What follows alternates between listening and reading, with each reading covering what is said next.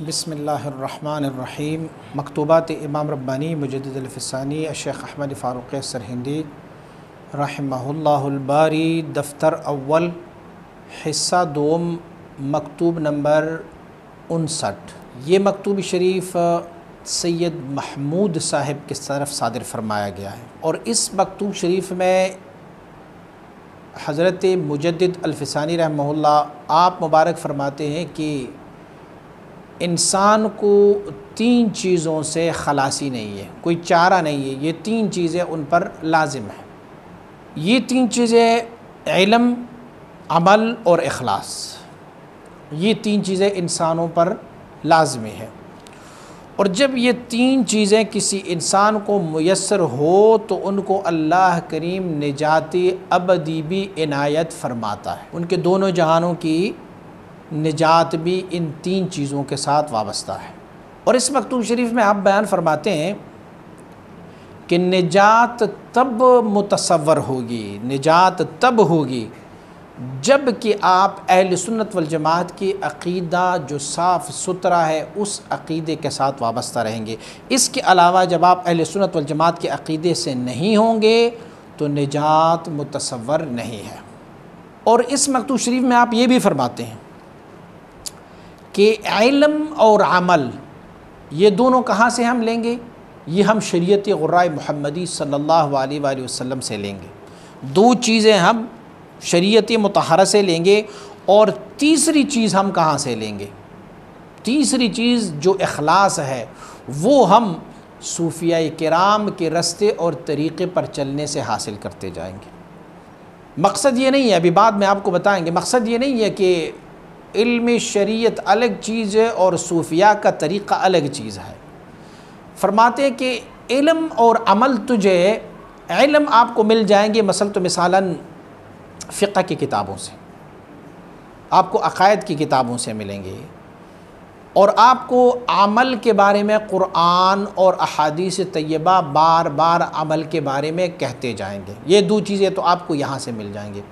और तीसरी चीज़ जो अहम जुज़ है, जो इखलास है, वो आपको सूफिया किराम की तरीक़े और रास्ते पर चलने से मिल जाएंगे। मकसद ये नहीं है कि सूफिया का अलग कोई रास्ता है, मकसद ये है कि सूफिया तुझे इखलास की दौलत कुरान और हदीस ही से लेके हुजूर की उस मुश्कात नबूवत की नूर से लेके ही तुझे ये इखलास की दौलत देंगे। और इस मकतूब शरीफ में आपको ये भी फरमाएंगे कि इखलास जो है वो औलियाउल्लाह को उनकी तमाम आदात में, आमाल में, किरदार में, सब में ख़ुद ब खुद मिलता जाएगा।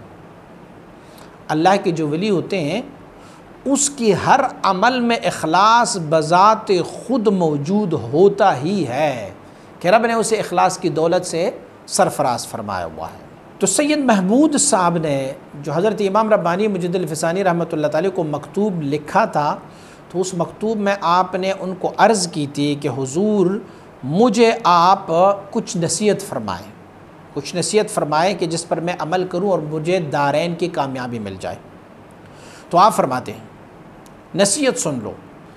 फ़रमाते मखदूमा आदमीरा अस्से चीज़ चारा नेस्त ता निजात अबदी मुयस्सर गर्दद। इंसान को तीन चीज़ों से खलासी नहीं है, यानी ये तीन चीज़ें ज़रूरी है ताकि उनको निजात अबदी मुयस्सर हो, हमेशा की निजात मुयस्सर हो। तीन कौन सी चीज़ें हैं? इल्म है, अमल है और इखलास। ये तीन चीज़ें। इल्म की तक़सीम फरमाते हैं इल्म दो किस्म की है। एक इल्म वो है कि जिससे हम मकसद ये लेते हैं कि जिसमें से हमें अमल मिल जाए। इल्म वो है जिसको हम हासिल करें इसलिए कि हमें उस पर अमल नसीब हो, तो वो हम कहाँ से हासिल करें उस इल्म को? आप फरमाते हैं इल्म फ़िक़्ह मुतकफ़िल आनस्त। फ़िक़्ह की इल्म उसकी कफ़ील है। आप फ़िक़्ह की किताबें पढ़ते जाएंगे, वहाँ से जब आपको इल्म मिलता जाएगा तो आपको ये मालूम होगा कि नमाज कैसी पढ़नी है, वज़ू के मसाइल क्या है, तयम्मुम के मसाइल क्या है, ज़कात कैसे दूँ, हज कैसे अदा कर लूँ, रोज़ा कैसे रखूँ, इसकी हुरमात, मुंतहियात, वाजिबात, फ़राइज़, सुनन, मुस्तहब्बात, ये आपको कहाँ से मिल जाएगा? ये इल्म फ़िक़्ह से आपको मिलता जाएगा। और दूसरे किस्म, ये तो पहला इल्म है जिसमें से हमें अमल करने की ज़रूरत हो, नमाज़ पढ़ना, आज़ान देना, तशहुद, तकबीर तहरीमा, उसके अलावा नमाज कैसे अदा करना, ये सब चीज़ें आपको इल्म फ़िक़्ह से मिलेंगे। और इसी इल्म का दूसरा किस्म क्या है? वो है जिससे हमें अक़ीदा और यकीन क़ल्बी हासिल हो जाता है। एक इल्म है जिससे हमें अमल मिलता है, एक इल्म है जिससे हमें एतिक़ाद और यकीन क़ल्बी हासिल हो जाता है। इब्राहीम नबी अलैहिस्सलाम आप मुबारक के उस वाक़े को अगर आप पढ़ेंगे, सुनेंगे कि आपने अल्लाह रब्बुल इज़्ज़त से पूछा कि परवरदिगारा कैफ़ तुह्यिल मौता, मुर्दों को कैसे ज़िंदा फरमाते हैं। अल्लाह करीम ने फरमाया कि क्या आप इस पर ईमान नहीं, आपको इस पर ईमान नहीं है कि मैं मुर्दों को ज़िंदा करता हूँ? क़ाल बला वलाकिन यत्मइन्न क़ल्बी, फरमाया नहीं, मुझे ईमान तो है लेकिन इत्मीनान क़ल्ब के लिए मैं अर्ज़ कर रहा हूँ। एक वो इल्म है, देखो अब इस बात पर इल्म हासिल करना कि मुर्दे कैसे ज़िंदा हो जाते हैं, ये इत्मीनान क़ल्बी के लिए आप मुबारक फरमाते हैं। तो एक वो इल्म है जो इल्म हमारे अमल को निखारता है, जिससे हम अमल सीखते हैं, वो हम फ़िक़्ह से सीखेंगे। और एक वो इल्म है जिससे हमारे एतिक़ादात और यकीन क़ल्बी हासिल हो जाती है। एतिक़ादात और यकीन क़ल्बी कौन से इल्म से हासिल हो जाता है? आप मुबारक फरमाते हैं ये इल्म अक़ायद से हासिल हो जाते हैं, जिसे हम और आप इल्म कलाम कहते हैं, जो फ़राइज़ इल्म से है, फ़र्ज़ इल्म है, जिसे इल्म अक़ायद और इल्म कलाम कहते हैं। और वो इल्म अक़ायद और इल्म कलाम जो है वो किस तरीक़े से हमें सिखाएंगे? बमुताबिक़ आराए साहिबै अहल सुन्नत व जमाअत के फ़िरक़े नाजिया अंदर। वो अक़ायद हम कहाँ से सीखेंगे? हम वो राय जो हक़ तक पहुँची हुई राय है और अहल सुन्नत वल जमाअत की राय है, जिसको हम फ़िरक़े नाजिया, निजात वाला फ़िरक़ा कहते हैं, उनसे हम हासिल करेंगे। क्योंकि इनकी इत्तिबा के अलावा कहीं और निजात नहीं मिलता।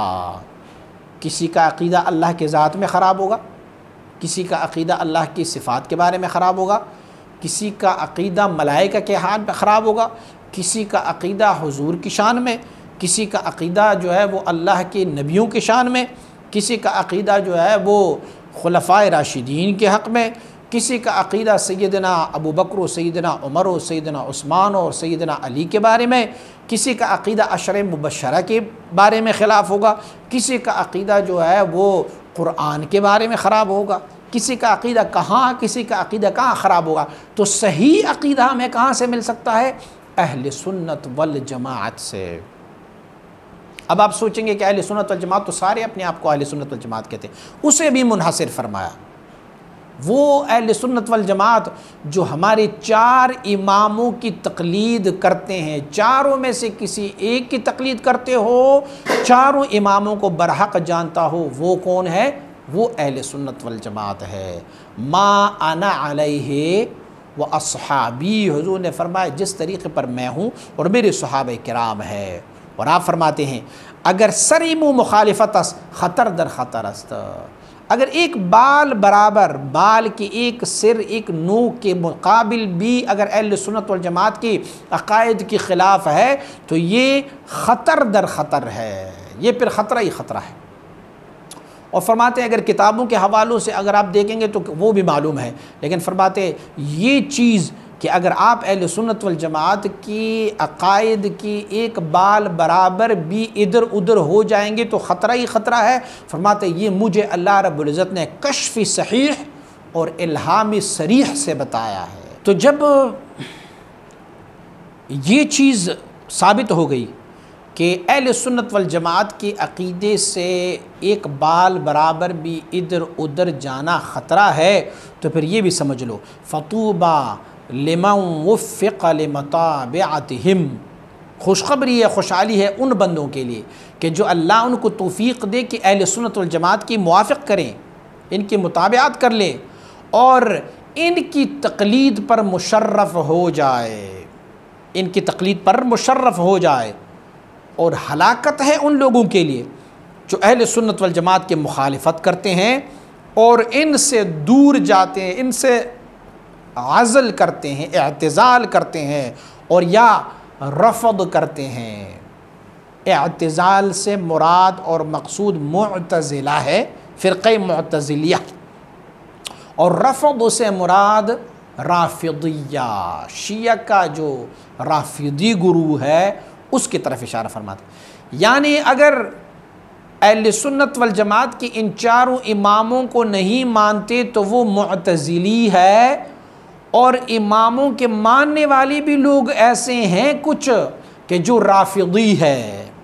राफ़िदी वो है जो सैयदना अबू बकर सिद्दीक़ रज़ी अल्लाह ताला अन्हु, सैयदना उमर रज़ी अल्लाह ताला अन्हु, सैयदना उस्मान रज़ी अल्लाह ताला अन्हु, सैयदा तय्यबा ताहिरा आयशा सिद्दीक़ा रज़ी अल्लाह ताला अन्हा, सैयदा हफ़सा रज़ी अल्लाह ताला अन्हा और हज़रत तल्हा रज़ी अल्लाह ताला अन्हु, हज़रत ज़ुबैर रज़ी अल्लाह ताला अन्हु या सहाबे किराम के और ग्रोह जिसमें से हज़रत मुआविया रज़ी अल्लाह ताला अन्हु शामिल है, उनके ख़िलाफ़ बकवासात करते हैं। ये रवाफ़िज़ के जुमले में से।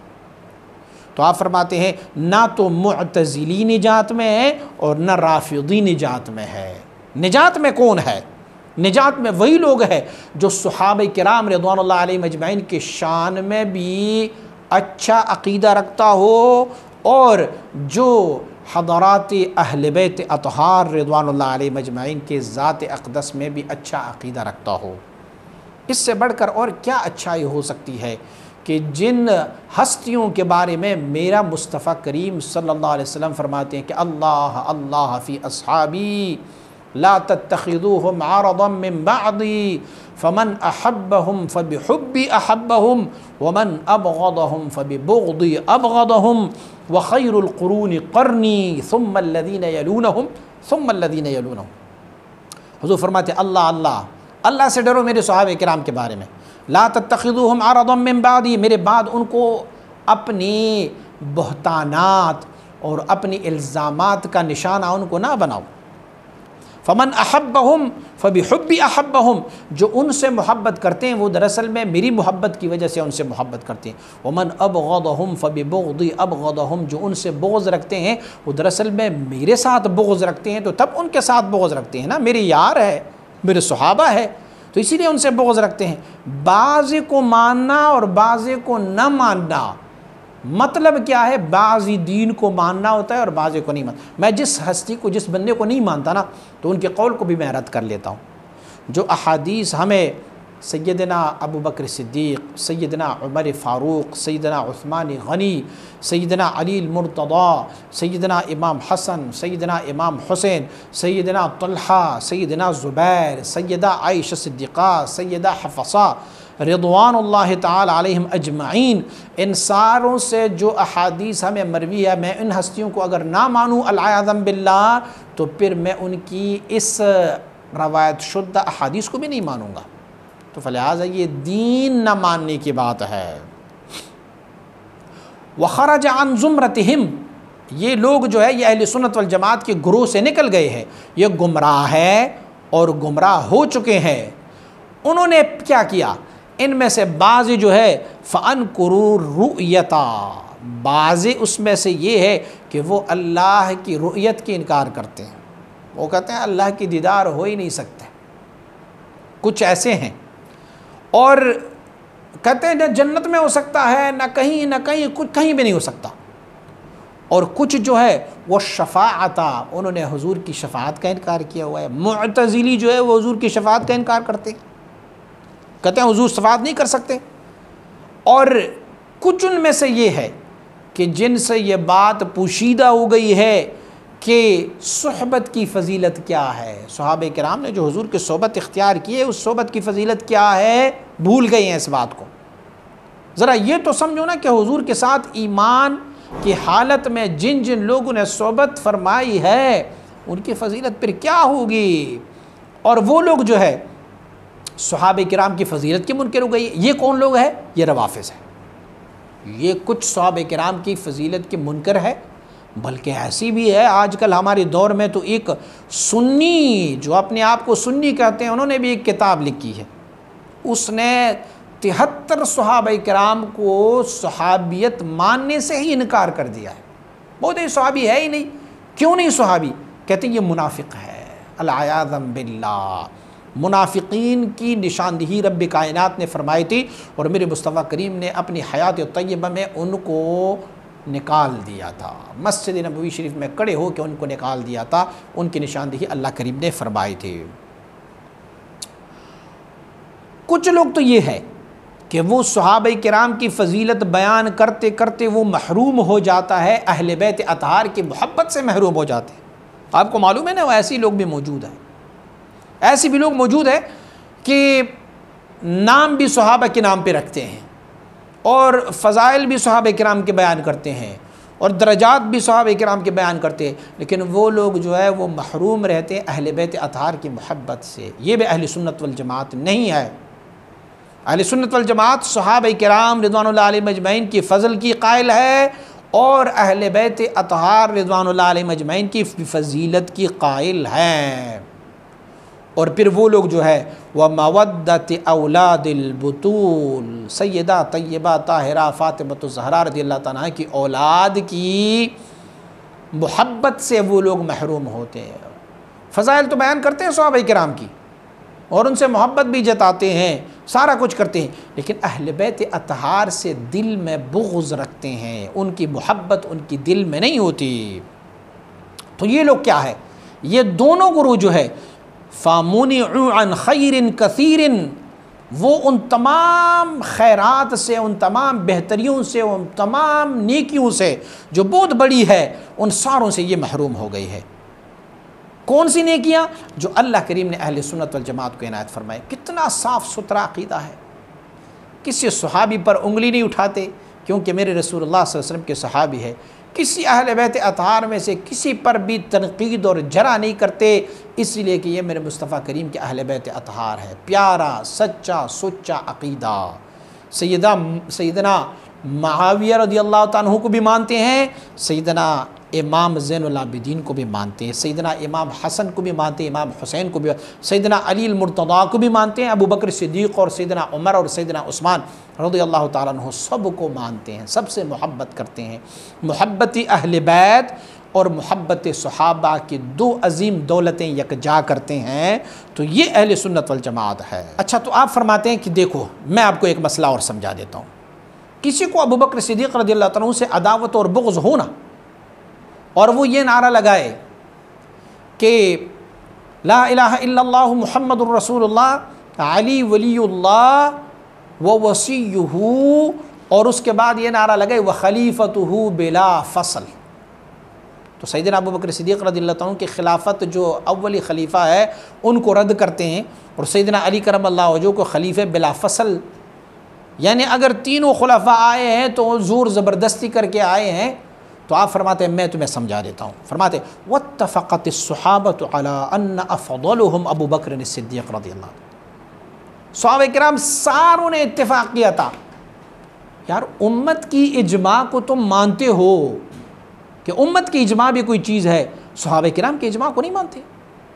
सहाबा किराम में से सैयदना अली करमल्लाहु वजहू ने अगर 6 महीने तक बैत नहीं की तो किसी रीज़न की वजह से नहीं की होगी, लेकिन 6 महीने बाद आपने भी बैत फरमाई है। सैयदना अबू बकर सिद्दीक़ रज़ियल्लाहु ताला हो गया, जब आपने बैत फरमाई 6 माह बाद भी तो बैत तो कर ली ना। तो कौन सा सहाबी है जिन्होंने अबू बकर सिद्दीक़ रज़ियल्लाहु ताला अन्हु की खिलाफत या आपकी अफदलियत का इनकार किया होगा बाद रसूलुल्लाह सल्लल्लाहु अलैहि वसल्लम? मगर उन लोगों ने जो ज़कात के मुनकरीन थे उन लोगों ने की, और उन्होंने तो ज़कात जो फ़र्ज़ है उसकी फ़र्जियत के इनकार की। उसने अबू बकर सिद्दीक़ के इनकार नहीं की, उसने जहाद के बाद जो ज़कात है ज़कात की फ़र्दियत के इनकार की है। तो जब तमाम सहाबा किराम रिज़वानुल्लाह अजमईन इस बात पर मुत्तफ़िक़ थे कि अफ़ज़लुल बशर बअदल अंबिया सैयदना सिद्दीक़ अकबर रज़ियल्लाहु ताला अन्हु है, तो फिर तुझे क्या पड़ी है कि आप उनकी शान में गुस्ताखियाँ करो? आप जिनको मानते हैं ना ज़्यादा प्रोटोकॉल देते हैं, सैयदना अली अल मुर्तज़ा रज़ियल्लाहु ताला अन्हु, सैयदना इमाम हसन रज़ियल्लाहु ताला अन्हु और सैयदना इमाम हुसैन रज़ियल्लाहु ताला अन्हु, इन मुबारकीन को आप दूसरे सहाबा किराम से ज़्यादा मानते हैं ना। जब मानते हैं तो इन्होंने भी सैयदना अबू बकर रज़ियल्लाहु ताला अन्हु की बैअत की है। तो जब की है तो फिर तेरे पास कोई जवाज़ नहीं मौजूद कि आप उनका इनकार कर ले, क्योंकि जिससे तू सबसे अफजल जानते हो उन्होंने एक अबू बकर सिद्दीक़ की बात की है, तो जब बैत की है तो फिर मानना पड़ेगा। आप एक रवायत नकल फरमाते हैं इमाम शाफ़ी रहमहुल्लाह, जो सबसे ज़्यादा सहाबे किराम के अहवाल में आलिम तर बंदा है, आप फरमाते हैं इद्तर्रन्नास बाद रसूलिल्लाह सल्लल्लाहु अलैहि वसल्लम, सहाबे किराम रिज़वानुल्लाह अलैहिम अजमईन मुज़तर हुए हुज़ूर नबी अकरम सल्लल्लाहु अलैहि वसल्लम के बाद कि हम कहाँ जाएँ, किसके पास जाएँ, किसकी बैत कर ले। फ़लम यजिदू तहत अदीम समाई खैरम मिन अबी बकर रज़ियल्लाहु तआला अन्हु, उन्होंने आसमान के चादर तले नीचे, आसमान के चादर की नीचे सैयदना अबू बकर सिद्दीक़ रज़ियल्लाहु अन्हु से अफजल किसी बंदे को नहीं पाया। तो क्या किया, फ़वल्लूहु रिक़ाबहुम, सब ने अपनी गर्दनें झुका ली उनके सामने। सहाबे किराम रिज़वानुल्लाह अलैहिम हुज़ूर नबी अकरम सल्लल्लाहु अलैहि वसल्लम बारक के बाद जब इस्तरार में हुई किसकी बैत करें, किसको अपना अमीर मुंतखब कर लें, किसको खलीफा मुंतखब कर ले, तो उन्होंने आसमान के चादर तले, आसमान के चादर के नीचे किसी बंदे को भी सैयदना अबू बकर से अफजल नहीं पाया। फ़वल्लूहु रिक़ाबहुम, उन्होंने अपनी गर्दनें झुकाए। वहाज़ा तस्रीह मिन्हु बिअन्न अस्सहाबत मुत्तफ़िक़ून अला अफ़ज़लियत सिद्दीक़ फ़यकूनु इजमाअन फ़ी सद्रिल अव्वल अला अफ़ज़लियतिही, और ये इस बात पर सरीह दलील है कि सहाबे किराम रिज़वानुल्लाह अलैहिम इस बात पर मुत्तफ़िक़ हुए कि सैयदना सिद्दीक़ अकबर सबसे अफजल है। तो पर उन्होंने ये इजमा मुनक़द की। यार तू दुनिया की दूसरे उलमा के इजमा को मानते हो, सहाबे किराम ने इजमा की थी अफजलियत सिद्दीक़ पर रज़ियल्लाहु ताला अन्हु, तो ये उनका इजमा था। और ये इजमा कहाँ मुनक़िद हुआ? इसके बारे में अल्लाह के हबीब सल्लल्लाहु अलैहि वसल्लम ने फरमाया कि खैरुल क़ुरून क़र्नी, सबसे बेहतरीन ज़माना मेरा है, सुम्मल्लज़ीना यलूनहुम सुम्मल्लज़ीना, ये सदर अव्वल में, क़र्न अव्वल में, पहले ज़माने में जो खैरुल क़ुरून है वहाँ पर इजमा मुनक़िद हुआ था। जो खैरुल क़ुरून का इजमा होता है वो तमाम इजमात से बेहतर भी होता है। तो फिर ये इजमा सैयदना अबू बकर सिद्दीक़ रज़ियल्लाहु ताला अन्हु की अफ़ज़लियत पर सादिर हुई थी। फ़यकूनु क़त्इयन, ये फिर क़त्ई और लाज़िमी था। ला यसूग़ु इनकारुहु, इसका इनकार कभी जवाज़ नहीं देता। जबकि इजमाए अहले बैत, एक और दलील भी समाअत फरमाए, हुज़ूर नबी अकरम सल्लल्लाहु अलैहि वसल्लम ने फरमाया कि आप मेरी इत्तिबा कर लो और मेरे खुलफ़ाए राशिदीन की इत्तिबा कर लो। अब खुलफ़ाए राशिदीन में से 3 खुलफ़ा ने इस इजमा में शिरकत की कि सबसे अफजल और बेहतर जो है बाद रसूलुल्लाह सल्लल्लाहु अलैहि वसल्लम अम्बिया के बाद हज़रत सैयदना सिद्दीक़ अकबर है। तो फ़लिहाज़ा अब कोई डाउट और शक ही नहीं रहा, इजमा सहाबा इस पर मुनक़िद हुआ है कि अफ़ज़लियत सैयदना सिद्दीक़ अकबर रज़ियल्लाहु ताला अन्हु को हासिल है। ये तो रवाफ़िज़ के लिए जवाब था आपका कि अहले सुन्नत वल जमात का अक़ीदा ये है। इससे अगर एक बाल भी इधर उधर हो जाएंगे तो फिर क्या होगा, ख़तर दर ख़तर है, ये ख़तरा ही ख़तरा है। अब जवाब दे रहे हैं मुअतज़िला को या ख़वारिज को, क्योंकि ख़वारिज और मुअतज़िला जो है वो अहले बैत अतहार से मोहब्बत नहीं करते। और इस चैप्टर पे इंशाअल्लाह अज़ीज़ एक सहाबे किराम और अहले बैत अतहार की मोहब्बत और मवद्दत पे इंशाअल्लाह अज़ीज़ तफसीली क्लिप आपकी खिदमत में पेश करूँगा, लेकिन अब सिर्फ़ जवाब देने की गरज से कुछ मारूज़ात हैं। अब ख़वारिज और मुअतज़िला को जवाब दे रहे हैं। आप फरमाते हैं कि अहले बैत रसूलुल्लाह सल्लल्लाहु अलैहि वसल्लम कैसे हैं, हुज़ूर के अहले बैत कैसे हैं। फरमाते मसलुहु का मसलु सफ़ीनति नूहिन, मसलुहु का मसल सफ़ीनति नूहिन, इनकी मिसाल जैसे नूह अला नबीना अलैहिस्सलातु वस्सलाम की कश्ती की मिसाल है। मन रकबहा नजा व मन तखल्लफ़ अन्हा हलका, जो इस कश्ती में बैठा तो वो कुफ्र और दलालत की तूफ़ान से बच जाएंगे, उस समंदर और गहराई और पानी से बच जाएंगे। व मन तखल्लफ़ अन्हा, जो इस कश्ती में नहीं बैठे तो हलका, वो हलाक हो गया। ये याद रखें कि हुज़ूर सय्यद आलम सल्लल्लाहु अलैहि वसल्लम के अहले बैत अतहार की मोहब्बत और मवद्दत हम पर लाजिम है। आय शरीफ इस पर मौजूद है, क़ुल ला अस्अलुकुम अलैहि अज्र इल्ला अल मुअद्दत फ़िल क़ुरबा। अपनी अहले बैत से मोहब्बत, अहले बैत की मोहब्बत आपसे चाहता हूँ। तरक्तुम फ़ीकुम अमरैन, मैंने तुम में से दो काम छोड़े हैं, किताबुल्लाह व अहले बैती, और अहले बैत को छोड़ा है। अब आप फरमाते हैं कम्बिनेशन कैसी बनेगी? सहाबा किराम रिज़वानुल्लाहि अजमईन की मोहब्बत और अहले बैत अतहार की मोहब्बत की कम्बिनेशन कैसे बनेगी? फरमाया कुछ आरिफीन ने बड़ी ज़बरदस्त कम्बिनेशन बनाई है। फरमाया इन्न रसूलुल्लाह सल्लल्लाहु अलैहि वसल्लम जअल अस्हाबहु कन्नुजूम, अल्लाह के हबीब सल्लल्लाहु अलैहि वसल्लम ने फरमाया कि मेरे सहाबा की मिसाल आसमान के तारों जैसी है, और सितारों पर से लोग हिदायत लेते हैं। और अपने अहले बैत अतहार के बारे में फरमाया कि मेरी अहले बैत की मिसाल नूह अला नबीना अलैहिस्सलाम की कश्ती जैसी है। सहाबा किराम तारे और अहले बैत अतहार जैसे समंदर में कश्ती। फरमाते इसमें इशारा ये है कि कश्ती में बैठने वाला बंदा वो कभी ऐसे नहीं हो सकता कि वो तारों की मदद ना ले ताकि वो हलाकत से महफूज रहे, और जब तक वो तारों की रियायत नहीं करेंगे, सितारों की रियायत नहीं करेंगे, तो फिर वहाँ उनके लिए निजात ममनू है, वो निजात नहीं पा सकते। आप फरमाते हैं जैसे कश्ती में बैठने वाला बंदा समंदर की गहराइयों में, समंदर की उस लहरों में जा रहा होता है, या फिर ऐसा बंदा जो समंदर में सफ़र कर रहा हो, वो कश्ती में बैठा हो, उनके लिए लाजमी है कि वो क्या करें, वो सितारों से डायरेक्शन ले। फरमाते हुजूर ने फरमाया कि मेरे सहाबा की मिसाल आसमान की सितारों तारों जैसी हैं, और अहले बैत अतहार की मिसाल जैसे सफ़ीनत नूह अला नबी अलैहिस्सलाम की कश्ती में है। कश्ती में बैठने वाला अपना रास्ता ढूंढेंगे कहाँ से?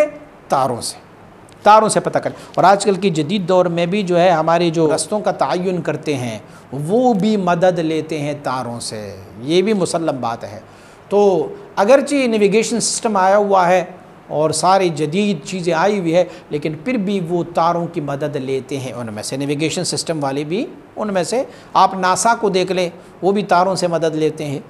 तो मतलब ये है कि हुज़ूर नबी अकरम सल्लल्लाहु अलैहि वसल्लम ने फरमाया कि अगर एक बंदा इस दरिया में सफ़र करने लगे हैं तो उनके लिए दोनों की मोहब्बत लाजिम है।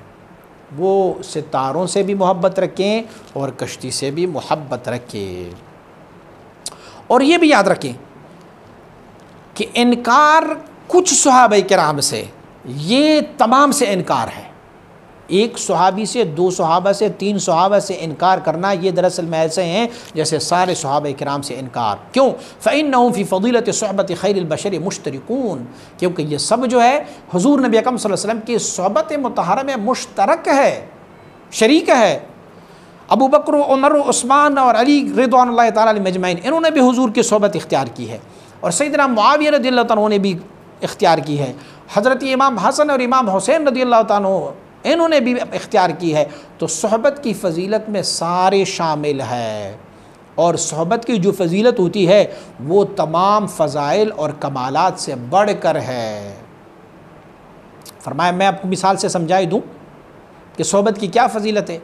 फरमाया इसीलिए उवैस क़रनी जो खैरुत ताबिईन है, खैरुत ताबिईन जो उवैस क़रनी है, उनका मर्तबा एक कम सोहबत रखने वाले हुज़ूर नबी अकरम सल्लल्लाहु अलैहि वसल्लम के सहाबी से कमतर है। तो आप सहाबियत की फ़जीलत, सोहबत की फ़जीलत जो है वो किसी भी चीज़ के मुआदिल नहीं कर सकते, कोई और चीज़ उसकी बराबरी की नहीं हो सकती। इसीलिए फ़इन्न ईमानुहुम बिबरकत सोहबती व नुज़ूलुल वही यसीरु शुहूदियन वलम यत्तफ़िक़ लिअहदिन बअद अस्सहाबत हाज़िहिल मुर्तबतु मिनल ईमान, क्योंकि इन सहाबा किराम रिज़वानुल्लाहि अलैहिम अजमईन की ईमान जो है ये सोहबत रसूलुल्लाह की बरकत से है सल्लल्लाहु अलैहि वसल्लम। हुज़ूर की सोहबत की बरकत से उनको ईमान की दौलत मिली है एक, और जो हुज़ूर से ईमान और हुज़ूर से बैअत कर ले और हुज़ूर से कलमा पढ़े तो फिर वाह सुभान अल्लाह, उसकी क्या फ़जीलत है।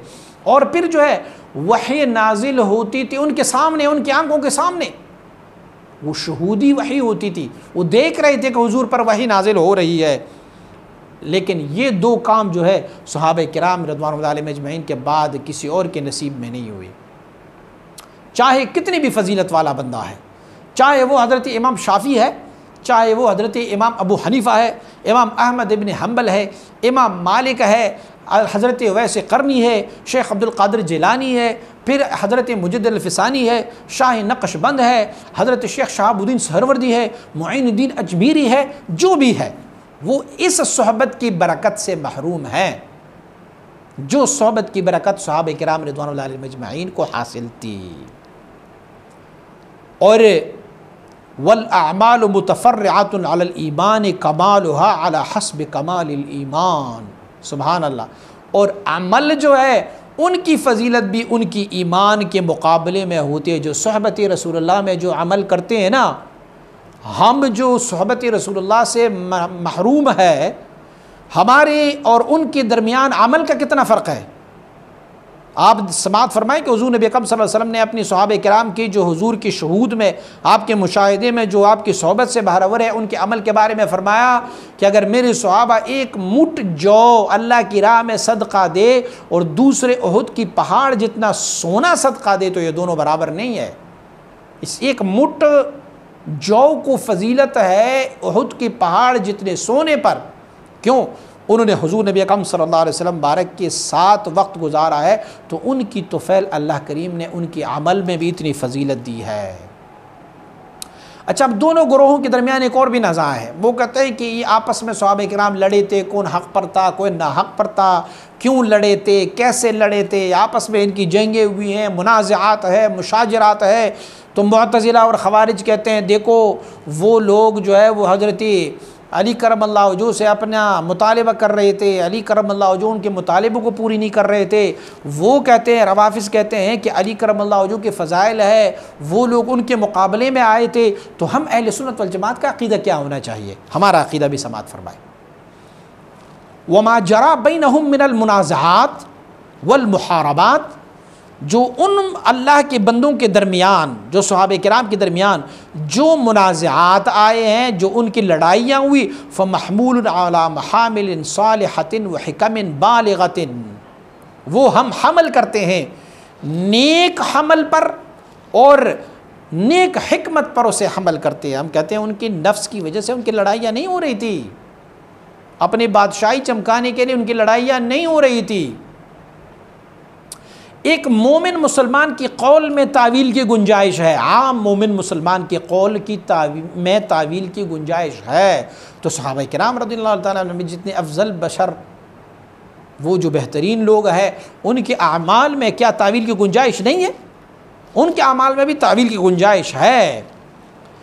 उनके आपस में लड़ाइयाँ मा कानत अन हवा व जहलिन वलाकिन अन इज्तिहादिन व इल्मिन, उनके आपस में लड़ाइयाँ और निज़ाज जो थी ना, वो नफसानी ख्वाहिशात या जहल, लड़ाई, जहालत की वजह से नहीं थी, वलाकिन उनकी आपस में मुनाज़ात जो थे वो इज्तिहाद और इल्म की वजह से।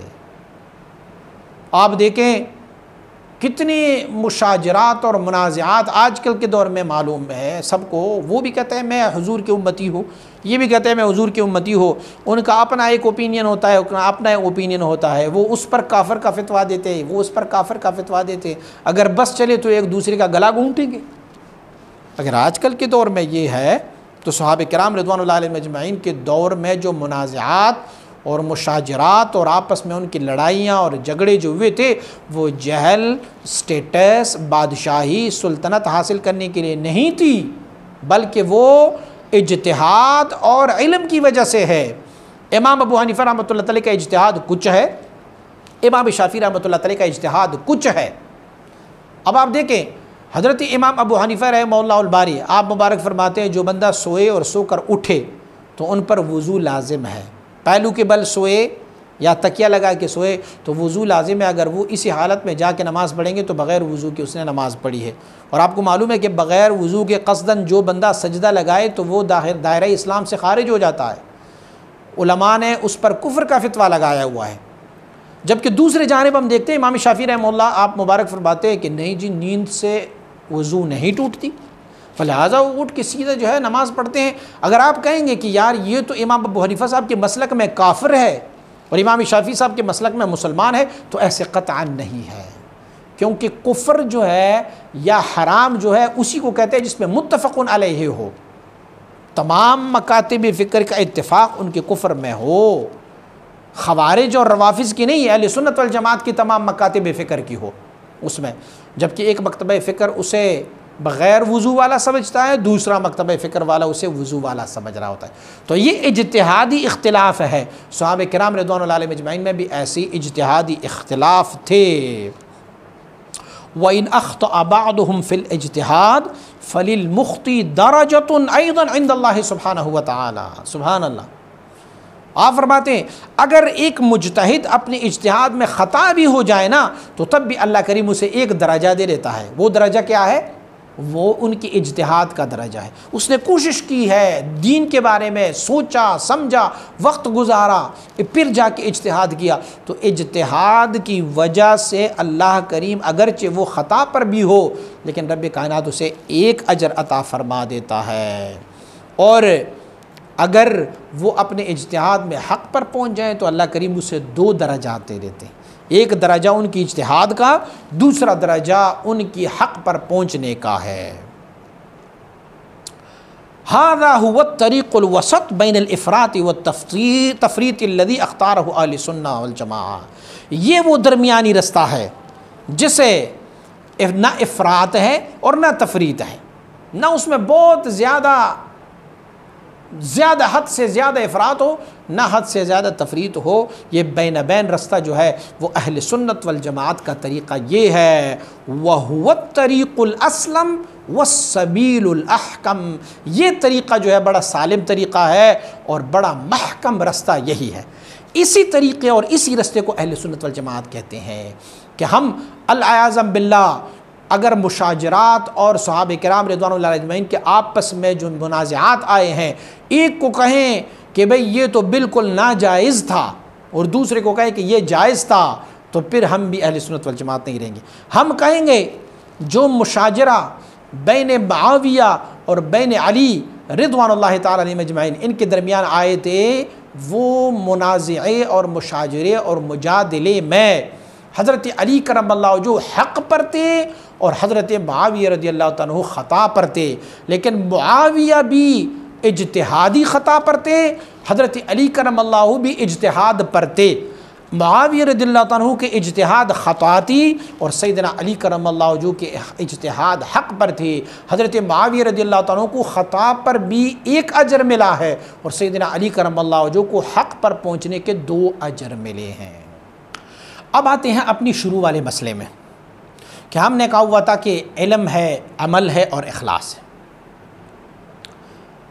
फिर ये साबित हुआ कि इल्म जो है वो 2 किस्म का है। एक वो है जो मुतकफ़िल है अमल की, जिससे हम अमल करते हैं। वो अमल हमने कहाँ से सीखना है? हमने फ़िक़्ह से सीखना है। और दूसरे इल्म की दूसरी नौआ, दूसरी किस्म इल्म का ये है कि वो मुस्तफ़ाद है अक़ायद से। और अक़ायद हमने कहाँ से सीखने हैं? इल्मुल कलाम और इल्मुल अक़ायद से सुनने हैं। फिर अब तीसरी तरफ आते हैं, तीसरा जुज़ जो इखलास था। मैंने पहले अर्ज़ किया कि हुजूर आप फरमा रहे हैं कि इखलास की दौलत हमने सूफियाए किराम अहलुल्लाह की सोहबत से हासिल करना है। आप फरमाते हैं इखलास को हम कैसे हासिल करेंगे? जब हम इखलास को हासिल करेंगे तो इखलास की फ़जीलत क्या है? जैसे इंसानी जिस्म के लिए रूह ज़रूरी है, ऐसे ही इल्म व अमल के लिए इखलास भी ज़रूरी है। बग़ैर इखलास के ना तुम्हारे इल्म को कोई कमाल हासिल है और ना तुम्हारे अमल को कोई काम हासिल है। इखलास अमल में ना हो तो ये अमल बारगाह इलाही में काबिल कबूल नहीं है। नमाज में अगर इखलास मौजूद नहीं तो एक्सरसाइज तो हो सकती है, नमाज नहीं हो सकती। रोज़े में इखलास ना हो तो भूख प्यास तो हो सकती है लेकिन रोज़ा नहीं हो सकती। कुरान अज़ीमुशान की तिलावत में अगर इखलास ना हो तो वो महज़ हुरूफ को देखना और पढ़ना तो हो सकता है लेकिन वो सवाब उनको नहीं मिलेगी। हुज़ूर सय्यद आलम सल्लल्लाहु अलैहि वसल्लम का इरशाद गिरामी है, रुब्ब क़ारिइल क़ुरआन वल क़ुरआन यलअनुहु। बहुत सारे ऐसे क़ुरआन पढ़ने वाले हैं जो पढ़ तो क़ुरआन रहे हैं लेकिन वो क़ुरआन उसी पर लानत फरमा रहा होता। व कम मिन साइमिन लैसा मिन सियामिही इल्ला ज़म्अ वल जूअ। बहुत सारे ऐसे रोज़े रखने वाले हैं कि माँ सिवाय भूख और प्यास की उन्हें कोई सवाब नहीं मिला। यार अमल तो वो कर रहे हैं ना, नमाज भी पढ़ रहे हैं, रोज़ा भी रख रहे हैं, उसके अलावा फिर वो कुरान अज़ीमुशान की तिलावत भी कर रहे हैं, लेकिन वो क्यों काबिल कबूल है? इसीलिए कि उसमें इखलास नहीं है, नीयत में इखलास नहीं है। अब ये इखलास कहाँ से मिलेगा? ये इखलास जो है वो वाबस्ता बसलूक तरीक़ सूफिया आस्ता, ये सूफिया किराम का जो रास्ता है उन पर चलने से तुझे इखलास की दौलत मिल सकती है। और फरमाते हैं तासैर इल्लाह क़त्अन नमायद व बसैर फ़िल्लाह मुतहक़्क़िक़ नशवद अज़ हक़ीक़त इखलास दूरस्त व अज़ कमालात मुखलिसान महजूर। जब तक कि ये बंदा सैर इल्लाह को क़ता ना कर ले और जब तक कि सैर फ़िल्लाह में ये मुतहक़्क़िक़ ना हो जाए, हक़ीक़त इखलास से ये बंदा दूर है और मुखलिसीन के कमालात से भी ये बंदा दूर है। सैर इल्लाह और सैर फ़िल्लाह, सैर अनिल्लाह बिल्लाह और सैर फ़िल अशिया। इंशाअल्लाह इन 4 सयूर के बारे में इंशाअल्लाह अज़ीज़ आपको एक क्लिप बना के इंशाअल्लाह आपकी पेश खिदमत कर लूँगा। लेकिन मुख्तसरन ये कहूँगा कि सैर इल्लाह उसे कहते हैं ऐ सैर फ़ी अस्माइल्लाह, अल्लाह के अस्मा व सिफ़ात में सैर को ये सैर इल्लाह कहते हैं। और सैर फ़िल्लाह जो है सैर फ़ी मरातिब ज़ातिल्लाह, मर्तबा ज़ात में जो सैर करते हैं सैर रूही, उसे सैर फ़िल्लाह कहते हैं। सैर अनिल्लाह बिल्लाह वापस रुजू वाली सैर है, जो अल्लाह रब्बुल इज़्ज़त की अनवार व तजल्लियात को अपने साथ लेके आते हैं। सैर अनिल्लाह बिल्लाह, अल्लाह की तरफ से वापसी का सैर अल्लाह के साथ, मतलब ये कि अल्लाह रब्बुल इज़्ज़त की अनवार व तजल्लियात को भी अपने साथ लेके आ रहे हैं।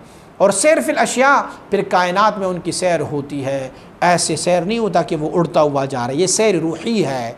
आप मुबारक फरमाते हैं जब तक कि सैर इल्लाह को क़ता न फरमाए और जब तक कि सैर फ़िल्लाह से ये बंदा बहरमंद ना हो, उस वक्त तक वो हकीकत इखलास से दूर है और उस वक्त तक वो मुखलिसीन के कमालात से भी दूर है। देखो आप फरमाते हैं आम मोमिनों को भी तकल्लुफ़न इखलास तो है। यार ये इखलास नहीं है कि आपने दुकान बंद करके मस्जिद के लिए आए नमाज़ पढ़ने के लिए, इखलास तो है ना। आपने किसी को कुछ सदका दिया, कोई खैरात दिया, कोई अल्लाह की राह में कुछ लगाया, ये भी तो इखलास ही है, आपने वक्त दिया है। हाँ, फरमाते बाज़ आमाल में आम लोग भी तकल्लुफ़ करते हैं, इखलास करते हैं, ये तो है। लेकिन जिस इखलास के बारे में मैं कह रहा हूँ ना, इखलास जिसे मैं कहता हूँ, वो इखलास ये है कि आपके अक़वाल में, आपकी अफ़आल में, आपकी हरकात में, आपकी सकनात में वो बेतकल्लुफ़ हो, कोई तकल्लुफ़न ना हो। यार कसालत होती है नमाज के लिए, कैसे जाऊँ, लेकिन फिर भी चलो यार पढ़नी तो पड़ेगी, ये इखलास नहीं है। बज़ाहिर अगर देखी जाए तो भी इखलास तो है ना, मीठी नींद से उठा और जाके नमाज़ पढ़ ली, आम इखलास तो है। लेकिन वो उस पर कअन्नमा यस्अदु इलस्समा, इतना वज़नी होता है जैसे एक बंदा आसमान की तरफ चढ़ रहा हो। मुश्किल है ना आसमान पे चढ़ना, तो ये उनके लिए मुश्किल होता है। ये इखलास नहीं है, ये आम लोगों को भी तो ये इखलास शामिल है। आम लोग भी फरमाते मैं जिस इखलास की बात कर रहा हूँ वो जब सैर इल्लाह और सैर फ़िल्लाह मुतहक़्क़िक़ हो जाए और फिर उनकी हालत ये हो जाए कि वो दाएं हाथ से अगर कोई सदका दे तो बाएं हाथ को पता ना चले, इस इखलास के बारे में बयान करता हूँ। और वो इखलास जो है वो तकल्लुफ़ में नहीं है, तकल्लुफ़न नहीं होता, वो उनकी तमाम अक़वाल में, तमाम अफ़आल में, तमाम हरकात में और तमाम सकनात में बेतअल्लुल बेतकल्लुफ़ वो उनके हाल में शामिल होता है। और ये इखलास कब मिलेगा? कि वो आपकी हर हरकत में हो, हर कौल में हो, हर अमल में हो, हर हरकत में हो, और वो तकल्लुफ़ी भी ना हो। वो कब होगा? ये उस वक्त होगा जब आपकी वो बातिल खुदा जो अंदरूनी है या बिरूनी है, उन सब को आपने ख़त्म कर लिया है और आप फ़ना और बका तक पहुँचे हो, तो तब तुझे ये इखलास मिल सकता है। अरे भाई कोई कह रहा है मैंने तो ज़ाहिरी कोई खुदा नहीं रखा, मैंने तो एक ही खुदा को रखा हुआ है, बातिनी कोई खुदा तो मुराद उस खुदा से नहीं है कि जिसके लिए आप झुकते हैं, सजदा करते हैं। मुराद उससे भी आपने वो दर्जा दिया हुआ है जैसे खुदा। उनके हर हुक्म को मानते हो? अंदरूनी खुदा कौन से रखे हुए हैं? नफसानी ख्वाहिशात और शैतान। यार खुदा अल्लाह जो बरहक है, वाहिद ला शरीक है, वो तुझे कुछ कह रहा है और अंदर जो बिठाया हुआ है वो तुझे कुछ कह रहा है। तू अंदर वाले की बात को ज़्यादा मानते हो और उस खुदा की बात को कम मानते हो। इससे कहते हैं दाखिली खुदा। और खारिजी खुदा वो है जिसकी वजह से आप वाहिद ला शरीक खुदा को भी पसे पुश डालते हो। माल है, औलाद है, स्टेटस है, मर्तबा है, जा है, तकब्बुर है, अनानियत है, उज्ब है, खुदबीनी है, ये सारे तूने ऐसे बनाए जैसे खुदा हो। तो उनकी बात ज़्यादा मानते हो और हकीकी खुदा की बात कम मानते हो। जब तक कि ये सारी चीज़ें तुम ख़त्म नहीं करते उस वक्त तक आप फ़ना और बका पर मुशर्रफ़ नहीं होते। और जब तक कि आप फ़ना और बका पर मुशर्रफ़ नहीं होंगे तो आप इखलास की दौलत से महरूम हैं। हाँ, आम इखलास तो मिल सकती है, लेकिन जिस इखलास की मैं बात कर रहा हूँ वो इखलास तुझे कि आपकी हर अमल में, हर हरकत में, हर फ़ेल में, हर कौल में वो इखलास शामिल हो, तो तब जाके हक़ की बात आप कह सकते हो। नहीं कह सकते। डरना होता है प्रेसिडेंट से, प्राइम मिनिस्टर से, आर्मी से डरना होता है, अपने बॉस से डरना होता है, अपनी ऑफिसर से डरना होता है, अपनी माँ से डरना होता है, अपने बाप से डरना होता है, अपने उस्ताद से डरना होता है, अपने पीर साहब से डरना होता है। ये सारे आपने कौन से लोग रखे हुए हैं? हक़ की बात जो अल्लाह की बात है वो आप नहीं कर सकते, इसीलिए इखलास की दौलत मुयस्सर नहीं हो सकती। फरमाते हैं कि अगर ऐसे इखलास तुझे मिल गया ना कि आपकी हर अमल में, हर फ़ेल में, हर हरकत में, हर कौल में तुझे इखलास मिल गया और वो इखलास बेअमल और बेतकल्लुफ़ रहा, तो ये मर्तबा जो है वलायत ख़ासा का मर्तबा है।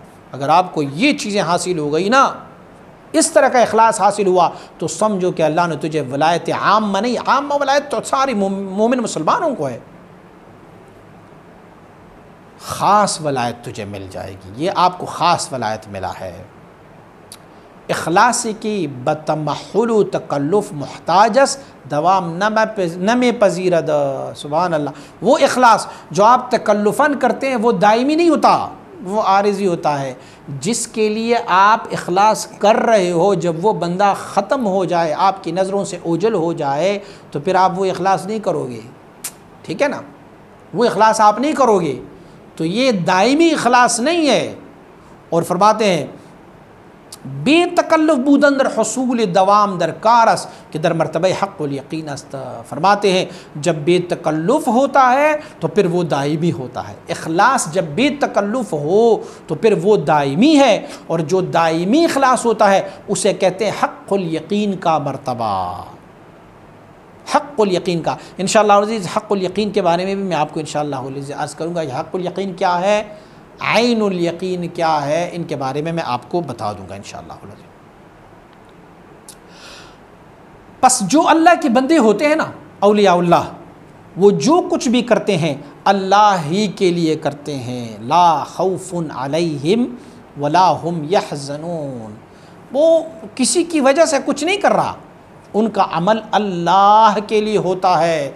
उनका अमल इसीलिए नहीं होता कि पीर साहब, वो अमल इसीलिए नहीं कर रहा कि मेरा मुरीद मुझे देखेंगे तो पता नहीं क्या सोचेंगे, ना, नेवर। वो कहते हैं मुरीद देखे या ना देखे, मेरा रब तो मुझे देख रहा है। मुरीदों के सामने तो नमाज़ें पढ़े, मुरीदों के सामने तो इबादत करें, ताआत करें, लेकिन अंदर जाके वो कुछ और करें, ये इखलास नहीं है, ये औलियाउल्लाह का मर्तबा नहीं है। जो वली होता है, अल्लाह का दोस्त होता है, वो जो कुछ भी करता है अल्लाह ही के लिए करता है, नफ्स के लिए कुछ नहीं करता। नफ्स के लिए वो कुछ नहीं करता, वो सब कुछ अल्लाह के लिए करते हैं, क्योंकि इनकी नुफूस जो है वो अल्लाह से फ़िदा है, क़ुरबान है रब से। इनके स्टेटस, इनका मर्तबा, इनका नफ्स, इनके माल औलाद, ये सब कुछ जो है वो फ़िदा है। ला युमिनु अहदुकुम हत्ता अकूना हब्ब इलैहि मिन वालिदिही व वलदिही वन्नासि अजमईन। सारे लोगों से भी, वलद से भी, औलाद से भी, बाप, माँ बाप, सबसे ज़्यादा अगर मोहब्बत रसूलुल्लाह से ना हो तो फिर वो मोमिन नहीं है, कामिल मोमिन नहीं है। जब तक कि वो कामिल मोमिन नहीं होता तो वो अल्लाह की वली कैसे बन सकता है? और हुजूर की मोहब्बत बगैर ही अल्लाह की मोहब्बत है। अब क्या होगा? दर हुसूल इखलास इशारा तशहीह नियत दरकार नेस्त। ये जब इखलास का कोई काम करते हैं तो उसके लिए नियत नहीं करते कि भाई मैं चलो थोड़ा सोचो समझो कि मुझे नीयत सही हो जाए तो तब जाके मैं ये काम इखलास का कर लूँ। अल्लाह के वली को लिए इस इखलास की नीयत करने की कोई ज़रूरत नहीं है। वो ऑटोमेटिकली इखलास ही इखलास है, हर लम्हात उनका इखलास है, क्योंकि नीयत ईशान बफना फिल्ला व बका बिल्ला तस्हीह याफ्ता। इनकी नीयत उस मकाम पर जाके फ़ना फिल्ला और बका बिल्ला के मकाम पर जाके इनका नीयत खालिस हो चुका है। ये इखलास में ही है। मशहूर मक़ूला है कि आरिफीन की रिया जो है वो गैर आरिफीन के इबादत से भी अफजल है। वो रिया तो नहीं करते, लेकिन बज़ाहिर जो चीज़ दिखा रहे होते हैं वो दिखाना उनका वो भी आइन ही इखलास होता है। और गैर आरिफ जो होता है वो जो कुछ करते हैं तो फिर वो बड़े तकल्लुफ़ के बाद उसमें इखलास लाता है। इसीलिए उनकी जो दिखलावा होता है वो दूसरों की आम लोगों की इबादत से भी अफजल होता है। आप फरमाते हैं जैसे एक बंदा अपनी नफ्स का गिरफ़्तार है, अपनी नफ्स की ख्वाहिशात का गिरफ़्तार है, तो वो जो कुछ भी करता है अपनी नफ्स के लिए करता होगा। नफ्स कहता है मुझे स्टेटस दो, वो देता है। नफ्स कहता है मुझे अच्छी गाड़ी चाहिए, वो अच्छी गाड़ी देंगे। नफ्स कहता है मुझे बेहतरीन लिबास चाहिए, वो दे देंगे। नफ्स कहेंगे मुझे बेहतरीन खाना चाहिए, वो दे देंगे। तो बस वो नफ्स का ताबे है, ग़ुलाम है। मेरे एक दोस्त साथी से मेरी बहस हो रही थी तो मैंने उसको कहा भाई, उन्होंने कहा कि मुझे अल्लाह रब्बुल इज़्ज़त ने इखलास का दौलत दिया हुआ है, मेरी नीयत बड़ा साफ़ है, मैं जो कुछ करता हूँ अल्लाह की रज़ा के लिए करता हूँ। मैंने कहा चलो ट्राई करते हैं, अभी इम्तिहान है, ट्राई कर लेते हैं। उस अल्लाह के बंदे की भी बड़ी मुरीदीन है, सालिकीन है। मैंने उससे कहा एक चिंची रिक्शा मंगवाते हैं जहाँ पर आपके बहुत सारे मुरीदीन हो। मैं तो मैं कहता हूँ पीर साहब इस चिंची रिक्शे में बैठ के ज़रा अपनी मुरीदों के सामने जाएँ। आप जाएँगे? नेवर, कभी नहीं जाएंगे आप। क्यों नहीं जाएंगे? आप कहेंगे यार मेरे मुरीद क्या सोचेंगे, मेरा इतना बड़ा पीर साहब है, चिंची में बैठ के आ गया है। और मैंने कहा कि अल्लाह के ऐसे भी बंदे में मौजूद है कि उससे ये फ़र्क ही महसूस नहीं होता मैं चिंची में बैठ के जा रहा हूँ या फिर पराडो में बैठ के जा रहा होता हूँ। तो फलिहाजा ये मर्तबा है इखलास का। एक बंदा जो अपनी नफ्स का गिरफ़्तार है वो जो कुछ भी करता है अपनी नफ्स के लिए करता है, और जब ये नफ्स की ग़ुलामी ख़त्म हो जाए, ये नफ्स की गिरफ़्तारी ख़त्म हो जाए और उसकी बजाय अल्लाह की गिरफ़्तारी आ जाए, नफ्स की मोहब्बत ख़त्म हो और अल्लाह की मोहब्बत आ जाए, तो फिर वो जो कुछ भी करता होगा वो अल्लाह के लिए ही करता होगा। फिर उसमें रिया की, उजुब की, अनानियत की, ये सारा कुछ जो है उसमें शामिल नहीं होता। तो इसमें फिर नीयत के लिए एहतियाज नहीं है कि भाई मैं नीयत करता हूँ फ़लान काम की इखलास में, नहीं, फिर ये ख़ुद ब खुद इखलास ही होता है। और फरमाते हैं ये फिर किन बंदों को मिलता है? फरमाते हैं ज़ालिका फ़ज़्लुल्लाहि युअतीहि मन यशा वल्लाहु ज़ुल फ़ज़्लिल अज़ीम। ये तो अल्लाह का फ़ज़्ल करम है, जिस पर हो जाए तो अल्लाह जिस पर फ़ज़ल फरमा देता है बस अल्लाह उसी पर फरमाता है। अच्छा, फरमाते हैं कि और बारीकी भी समझाऊँ, जिसका इखलास दायम होना, दायमी इखलास वाला, उसे मुखलस कहते हैं। मुखलस, लाम की फ़तह पर उसे कहते हैं मुखलस। और मुखलस जो होता है वो फिर वो उसे ज़रूरत नहीं होती कि नीयत कर ले। और जिनका कसबी इखलास होता है, तकल्लुफ़ी इखलास होता है, तअम्मुली इखलास होता है, उसे मुखलिस कहते हैं। मुखलिस और मुखलस में बड़ा फ़र्क है। शत्तान मा बैनहुमा, दोनों के दरमियान बड़ा फ़र्क है। हदीस शरीफ में है, हुज़ूर नबी अकरम सल्लल्लाहु अलैहि वसल्लम फरमाते हैं अल आलम कुल्लुहुम हलका इल्लल आलिमून। फरमाया सारा आलम हलाक है मगर हम आलिम लोग बचे हुए हैं। और फरमाया वल आलिमून कुल्लुहुम हलका इल्लल आमिलून। तमाम आलिम भी हलाकत में है मगर वो बचे हुए हैं जो अमल करने वाले हैं। वल आमिलून कुल्लुहुम हलका इल्लल मुखलिसून। तमाम अमल करने वाले भी हलाक है मगर वो जो अपने इल्म और अमल के साथ इखलास की दौलत भी रखते हैं वो निजात में है। और फरमाया वल मुखलिसून अला ख़तरिन अज़ीम। मुखलिस भी एक बहुत बड़े ख़तरे से दो चार है, ख़तरे में है। तो मुखलिस लाम की कसरे से ये भी ख़तरे में है। तो कौन निजात में है? मुखलस, लाम के फतह में रब कायनात ने उसे निजात दिया हुआ है। आप फरमाते, आपने मुझे कहा कि जनाब इखलास की अमल सूफिया किराम की बारगाह से मिलती है, इखलास की दौलत सूफिया किराम की बारगाह से मिलती है। फरमाते कोई उनका एक फ़ायदा भी तो बताओ ना। फरमाते उनका फ़ायदा बताता हूँ। फरमाते वो इल्म और वो अमल और वो इखलास जो सूफिया किराम के तरीक़े से आप तक पहुँच जाए तो फिर क्या होता है। वो फरमाते हैं कि जो उलूम कलामिया है, जो कलाम से आप लेते हैं, अक़ायद के उलूम लेते हैं आप, फरमाते वो अगर इस्तिदलाली हो, यानी आपने उस पर किताब देखना होता है, सफ़हात उलटना पड़ता, दलील की ज़रूरत होती हुई इस्तिदलाली हो, तो फरमाते वो इस्तिदलाली उलूम सूफिया किराम जब आपको अता फरमाते हैं तो इस्तिदलाली को कशफ़ी बना देता है, वो तुझे मुकाशफा होता है। आपको किताब पढ़ने की ज़रूरत पेश नहीं आती, ख़ुद ब खुद तुझे कशफ़न वो हासिल हो जाता है। और फरमाते दूसरा फ़ायदा क्या है।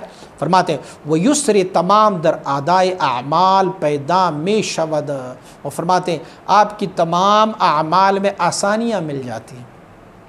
पहले नमाज़ पढ़ना मुश्किल था, सूफिया किराम की सोबत में आए, उनसे बैत हुई, उनके साथ बैठे, नमाज़ पढ़ना आसान, रोज़ा रखना आसान, हज करना आसान, इबादत व ताअत करना आसान, हर काम में तुझे मोहब्बत हो जाएगी, आमाल में तुझे मोहब्बत होती जाएगी। व कसली की अज़जानिब शैतान व नफ्स बूद ज़ाइल में गर्दादा, और वो सुस्ती जो नफ्स और शैतान की तरफ से तुम पर तारी थी वो सब ख़त्म हो जाता है। शैतान तुझे कहता है उस सर्दी की रात है यार, सुबह हो गई है, बिस्तर बड़ा गर्म है, बार बहुत ठंड है, सो जा सो जा सो जा, नमाज छूट गई। ये कसल और सख्ती, ये जो मुश्किल है जो शैतान और नफ्स की वजह से तुझे आई है, ये दूर फरमा देता है। तो सूफिया के सोबत में वो काम जो इस्तिदलाली होती है, जो दलील चाहते हैं, वो तुम्हें कशफन मिल जाता है और आपके हर अमल में आसानी पैदा हो जाती है, और वो सुस्ती और काहली जो शैतान और नफ्स की तरफ से तुम पर है वो सब ज़ाइल हो जाता है। इनकार दौलतस कुनून ताकिरा रसद, ये तो एक बहुत बड़ी दौलत है, देखो ये किस किस को हासिल हो जाती है।